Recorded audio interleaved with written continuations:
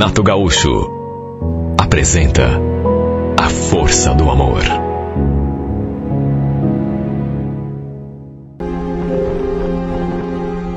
A gente se conhecia desde criança, mas entre mim e o Gabriel era só amizade.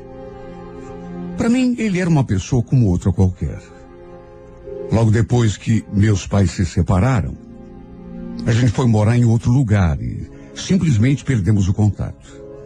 Passamos anos sem nos vermos e nos falarmos. Até que tempos depois, ele acabou me achando numa rede social. Aí mandou um convite de amizade, eu aceitei. Mas mesmo assim ficou nisso, pelo menos durante algum tempo. Demorou um pouco para trocarmos a primeira mensagem. Aliás, fuçando ali no seu perfil, eu vi que ele estava casado. Tinha inclusive fotos, postagens da esposa. Normal. Fiquei feliz por ele, por saber que estava bem, casado, até porque, como já disse, entre nós sempre foi apenas amizade. Dali alguns dias, ele me mandou a primeira mensagem. A gente conversou, assim, numa boa, até que pelas tantas. A conversa rolando tudo assim na base da amizade, de repente, ele escreveu: escuta, Marlene, até que horas que você trabalha? De repente eu podia te buscar aí na empresa, depois do serviço, pra gente conversar. Olha, eu não sou a mulher mais esperta desse mundo, mas também não sou nenhuma tonta. De modo que logo percebi quais eram as suas intenções. Imagine, casado e dando em cima de mim. Olha, eu achei aquela sua atitude tão errada. Não gostei mesmo. Até porque, repito, eu sabia bem o que ele queria. Conversar? Pois sim. Com certeza. Queria mais do que conversa. Repito, não gostei da atitude dele. Não gostei mesmo. E naturalmente que não dei corda. Pelo contrário. Cortei a conversa no ato. E simplesmente a gente parou de se falar. Aliás, ele deve ter se tocado que não ia conseguir nada comigo. E também não insistiu. Não me mandou mensagem nenhuma depois daquilo. Sabe, não era por nada não, só que, puxa vida, homem casado. Se não fosse, até quem sabe, poderia acabar rolando alguma coisa, pelo menos um encontro. Mesmo porque o Gabriel era um cara bonito. Só que, sendo comprometido, eu jamais daria conversa para ele. Nunca foi da minha índole. Enfim, ficou nisso. Depois daquela minha negativa, ele não mandou mais nada e eu, naturalmente, também fiquei na minha. Um mês se passou. Até que, através de uma amiga que tínhamos em comum, recebi uma notícia que, juro, me deixou abalada demais. Foi algo simplesmente impensável. Lembro dela me falando: você está sabendo que o Gabriel sofreu um acidente, Marlene? Acidente? Mas como assim? Ele está bem, graças a Deus, mas infelizmente a mulher dele, que estava na garupa da moto, não teve a mesma sorte. Coitada, não resistiu aos ferimentos e infelizmente morreu. Olha, juro por Deus, fiquei abaladíssima com aquela notícia, embora nem conhecesse a pessoa. E sabe, fiquei pensando nele, no Gabriel, no que ele devia estar sentindo naquela hora. Coitado, fiquei com uma pena. Porque mesmo que ele tivesse saído bem do acidente, não tivesse se machucado, foi o que a minha amiga me contou, devia estar arrasado, precisando da força dos amigos, da família. Assim que soube dessa história, procurei prestar toda a minha solidariedade. Mandei mensagem, falei que sentia muito pela perda da esposa e que ele podia contar comigo para o que precisasse. Como não podia deixar de ser, ele estava despedaçado, coitado. O pior é que a família da esposa dele o culpava pelo acidente, pelo fato de ele estar pilotando a moto e pelo fato também da moça ter morrido e ele, que estava na frente, não ter sofrido praticamente nada, além de uns arranhões. Segundo ele, o clima estava péssimo. Todo mundo o culpava. Principalmente, claro, a família dela. O fato é que essa tragédia acabou nos aproximando um pouco mais. Porque depois desse acidente, e de eu prestar a minha solidariedade, a gente passou a conversar direto, coisa que não fazíamos. Eu sempre o procurava para mandar uma palavra de força, um alento. Até que um dia ele me escreveu aquilo. Você está em casa, Marlene? Será que eu podia dar uma passadinha aí? É que eu tô tão para baixo.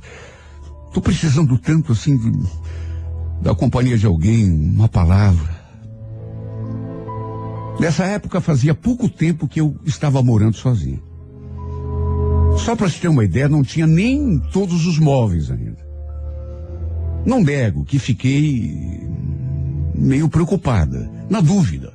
Mas enfim, acabei pensando no sufoco que ele devia estar passando e no fim acabei concordando que ele viesse à minha casa. Até porque imaginei que ele estivesse mesmo precisando do apoio de todo mundo.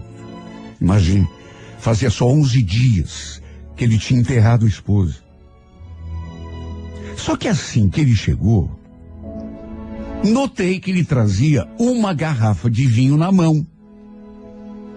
Minha intenção era recebê-lo ali mesmo no portão, mas no fim acabei convidando ele para entrar. A gente começou a conversar. Na verdade, conversamos tanto. Recordamos os tempos de infância, adolescência, tempos de escola, as brincadeiras, as bagunças que a gente fazia. Até que, de repente, entre uma taça e outra de vinho, na verdade, desde que ele entrou na minha casa, e com aquela garrafa de vinho na mão, é lógico que eu imaginei que pudesse acontecer alguma coisa. Queria consolá-lo, queria lhe dizer uma palavra de conforto, mas, ao mesmo tempo, vamos convir, ele veio à minha casa com uma garrafa de vinho.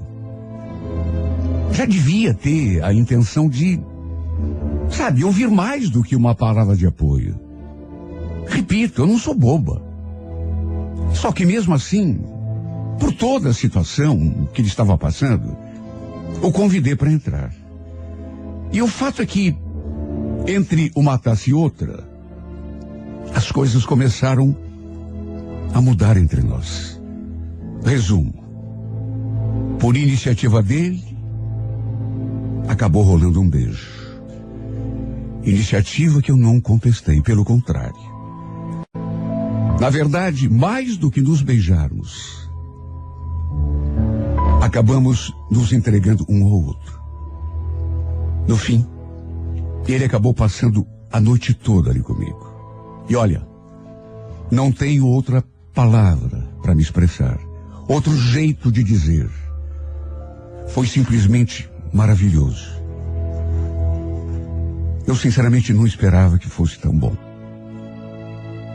Se bem que eu acho que aquilo na verdade só aconteceu por um momento de carência da parte dele, de fraqueza, até porque, repito, fazia só 11 dias que a sua esposa tinha morrido.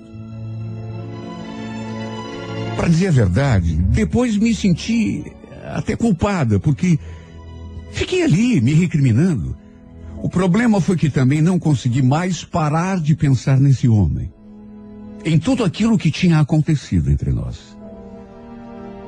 E ele também passou a mandar mensagens o tempo todo, até que no fim, a gente acabou se apegando demais um ao outro. Coisa que no começo, juro, eu não imaginava que pudesse acontecer. No fundo, sei que servi como uma espécie de consolo para ele, por conta do momento de carência pelo qual ele estava passando. O fato é que engatamos um romance. Só que por conta da situação, preferimos manter tudo em segredo. Até para ninguém imaginar que ele já estivesse comigo mesmo antes da esposa ter morrido. Coisa que a gente sabe, as pessoas acabam pensando. A família dele já o culpava por tudo que tinha acontecido. Pela morte da moça. Imagine então, se o nosso romance viesse à tona. Aí mesmo é que o culpariam de tudo e mais um pouco. Repito, com certeza iam pensar que já tínhamos algo, mesmo antes daquela tragédia acontecer. Por isso resolvemos manter o nosso romance no mais absoluto segredo. E olha, ele era tão parceiro, se preocupava tanto comigo, cuidava tão bem de mim, mesmo que a gente levasse aquele nosso caso de amor longe da vista de todo mundo. É claro que eu também fazia de tudo para retribuir tudo o que ele fazia de bom em meu favor. Juro, eu não pensava que ele fosse tão carinhoso, tão afetuoso e que me quisesse tão bem. O fato é que desde que passamos a ficar juntos, minha vida ganhou um novo sentido. A verdade é que ele me fazia feliz demais. Depois de um tempo, no entanto, não mais do que 2 ou 3 meses, eu comecei a notar que nem tudo eram flores. Comecei a perceber que ele tinha certas características, assim, de personalidade. Comecei a notar que ele tinha um outro lado, digamos. Era ciumento demais, possessivo. E por conta desse sentimento de posse, desse ciúme, a gente acabava brigando, discutindo. A gente brigava, terminava, dali a pouco fazia as pazes e já estávamos juntos de novo. Olha, isso aconteceu várias vezes. Eu sei, coisa comum na vida de muitos casais. E o fato é que, apesar dos desentendimentos, das brigas, nossa vontade era de permanecermos juntos. Até porque estávamos completamente apaixonados um pelo outro. Tanto que um dia, ele chegou a me fazer aquela proposta. Marlene, o que você acha da gente ir embora daqui? Morar em outra cidade. Olha, pode ser até na praia, se você quiser. Assim, pelo menos, a gente não precisa ficar se escondendo, né? Nossa, Gabriel, eu até queria, mas você sabe, eu não posso. De que jeito que eu vou largar meu emprego, deixar minha família assim, de uma hora para outra? Olha, eu queria mesmo. Do fundo do coração. Era a coisa que eu mais queria na vida. Poder viver aquele amor sem ficar me escondendo. Sem medo de sermos julgados, recriminados por ninguém. Poder caminhar de mãos dadas com ele pelo bairro. Fazer tudo aquilo que um casal apaixonado pode fazer em público. Só que, infelizmente, eu não podia sair da cidade. E ainda tinha uma outra questão. A gente brigava demais. E isso me deixava insegura. Sem contar que, às vezes, ele mesmo botava em dúvida o que sentia por mim. Quantas vezes, depois de uma briga, não sei se para me magoar ou se era verdade, ele falava que não tinha certeza do que sentia. Que não sabia se gostava mesmo de mim ou se estava comigo apenas por uma questão de carência. Repito, talvez fosse para me magoar, porque a gente quando briga fica mesmo. Mas imagina como ficava a minha cabeça nessas horas. A insegurança tomava conta de mim.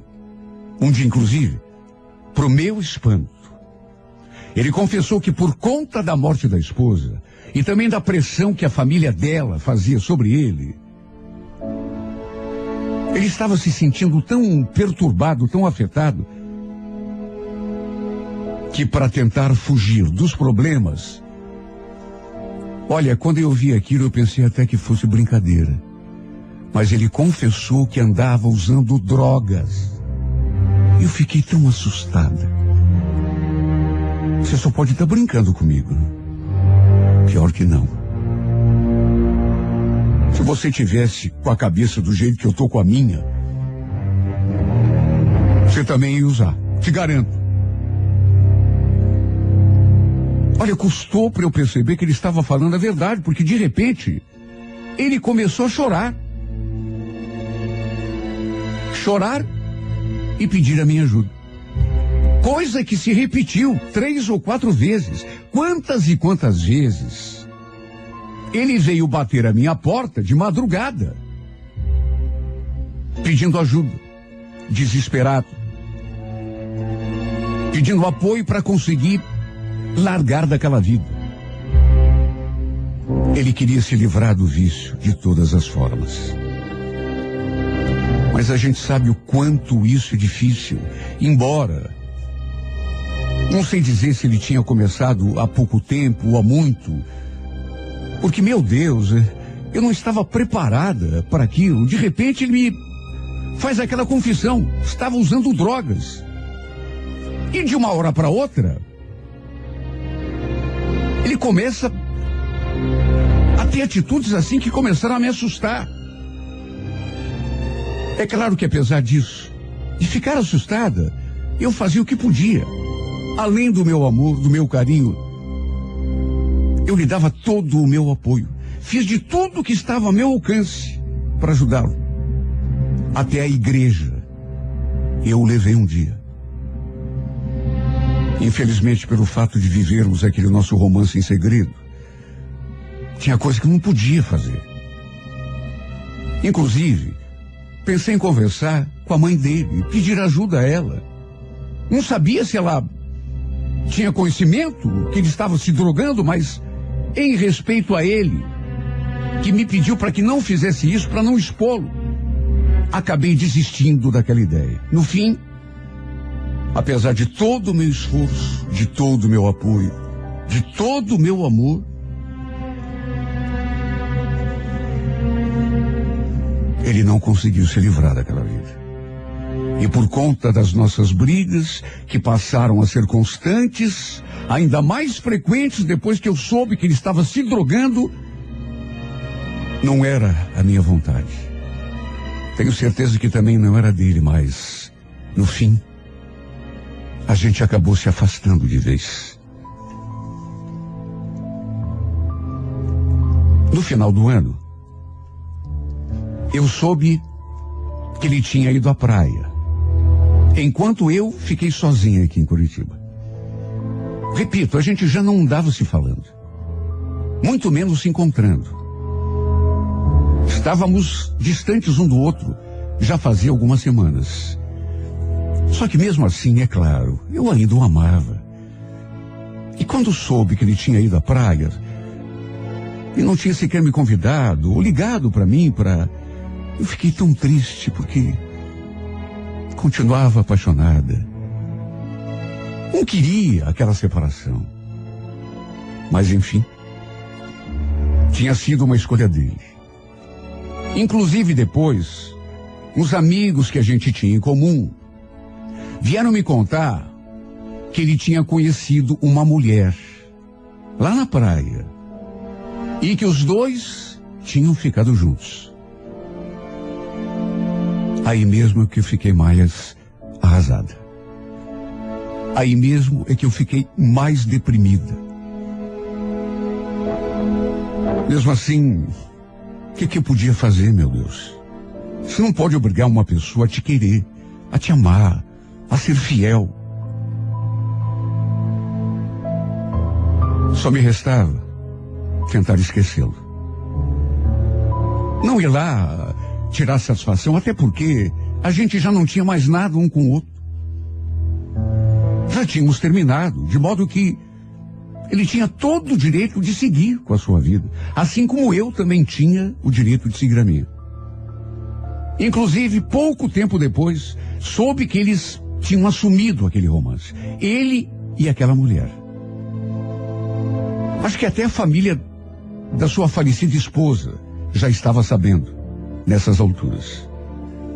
Minha vida era pensar nesse homem, chorar por ele, lembrar dos momentos felizes que a gente tinha passado. Lamentar, porque infelizmente no fim não tinha dado certo.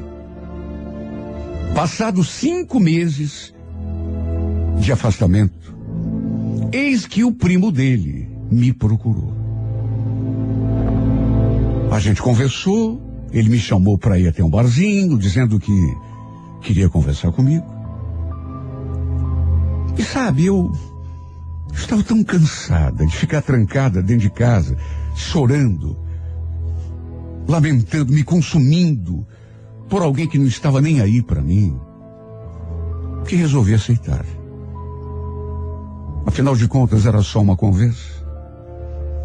Mas o fato é que, no fim, a gente acabou bebendo demais. Eu, pelo menos, passei do meu limite. E o Walter, esse primo do Gabriel, era um cara bacana. De modo que acabei me deixando levar. E eu digo isso porque no fim da noite, ele me levou para casa. Acabou entrando e, enfim, acabamos passando a noite toda juntos na minha cama. Não vou usar o álcool como desculpa, embora tenhamos mesmo bebido demais. Eu, pelo menos, bebi, mas até porque eu sabia o que estava fazendo, apesar da bebida. Ninguém me obrigou a nada. Talvez eu tenha me deixado levar, porque estava me sentindo tão sozinha, tão carente. Minha vida era só sofrer. Foi apenas aquela noite, aquela única noite. Mas não dizem que às vezes uma única noite basta? Pelo menos bastou para que eu engravidasse. Olha, eu fiquei tão apavorado quando soube que estava grávida. Meu Deus, uma única noite. Eu fiquei desesperada, sem saber o que fazer. Olha, parecia um castigo. E ficou ainda pior quando procurei o Walter para dar a notícia. A reação dele me deixou passada. Eu até esperava que ele não recebesse bem quando eu dissesse que... Mas ele reagiu de uma forma tão agressiva. Como é que é? Grávida de mim? Mas não mesmo. Vá atrás de outro trouxa. Até porque eu não posso ter filho agora. Era só o que me faltava. Olha, eu fiquei apavorada, sem saber para onde correr. E a gente sabe que o homem geralmente, pelo menos a princípio, não recebe bem esse tipo de... Mas eu não imaginei que ele fosse reagir tão mal, de uma forma tão agressiva. E o fato é que, diante da negativa dele de assumir o filho, resolvi conversar com a sua mãe. Graças a Deus, ela me acolheu muito bem. E acreditou em mim quando eu contei que estava esperando um filho do Walter. Eu, inclusive, aproveitei e abri meu coração. Contei do romance que vivi em segredo com o Gabriel. Ele era sobrinho dela. E depois de ouvir a minha história, ela olhou assim para mim e falou: não sei se você sabe, Marlene, mas o Gabriel casou com uma mulher que ele conheceu lá na praia. Eu ainda não sabia que ele tinha casado. Olha, eu cheguei a sentir uma tontura na hora. Mas casou assim, em tão pouco tempo? É para você ver. Aliás, ele está internado numa clínica de reabilitação. Não sei se você sabe, mas ele anda usando droga. Eu sabia sim. Bom, pelo menos agora ele está se tratando, né? A verdade é que aquela conversa com a dona Rita me deixou ainda mais triste do que eu já estava. Quer dizer, triste, embora feliz, de um certo modo, porque pelo menos ele estava se tratando numa clínica. Isso era motivo para eu me sentir feliz. Só que por outro lado, o lado do meu coração, que continuava triste, chorando pela falta que ele me fazia. Meu Deus, ele tinha se casado. Ele tinha assumido aquela mulher. E dizia que quando estávamos juntos, ele tinha tanto medo de que a família da falecida esposa soubesse do nosso romance. Ele não queria, porque tinha aquela coisa de pensarem que ele já tinha... Só que com ela, parece que aquele medo tinha sumido. Tanto que ele se casou com aquela mulher que tinha conhecido há tão pouco tempo.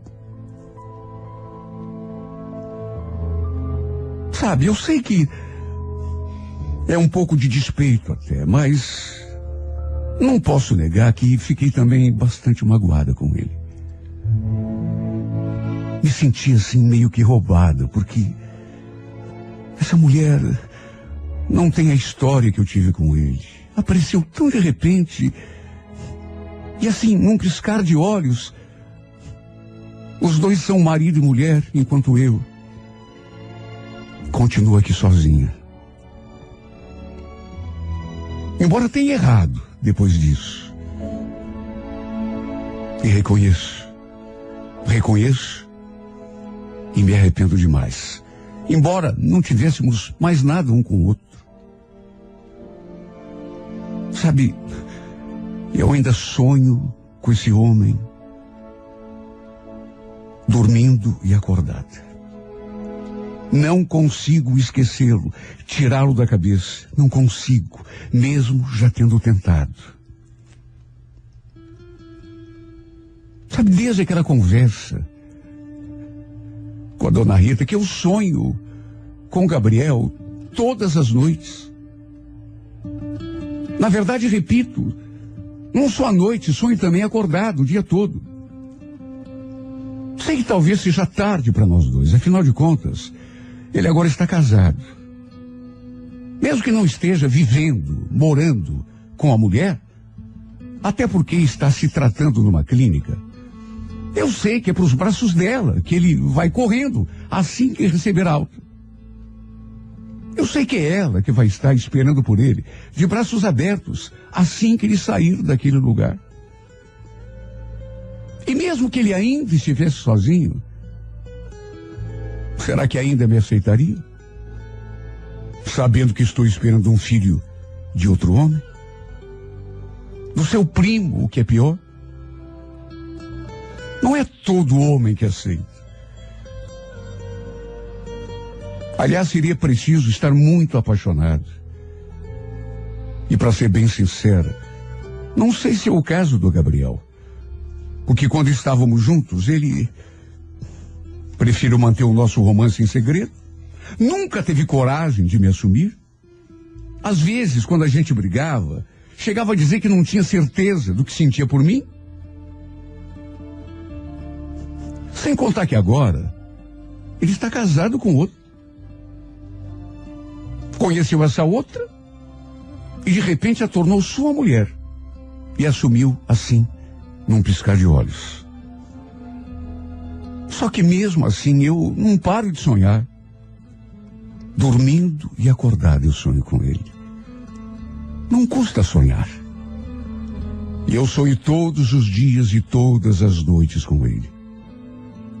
Nos meus sonhos, aqueles que tenho acordado, eu vejo batendo a minha porta, me pedindo um beijo, um abraço, me pedindo para voltar, dizendo que ainda me ama, que quer ficar comigo para sempre, que vai assumir o meu filho, vai cuidar de nós, nos proteger. Talvez seja bobagem, mas como eu queria, meu Deus, que isso se tornasse realidade. Sei que tudo isso não passa de fantasia da minha cabeça. Sei que tudo isso não passa de ilusão. Mas é como eu já disse, sonhar não custa nada.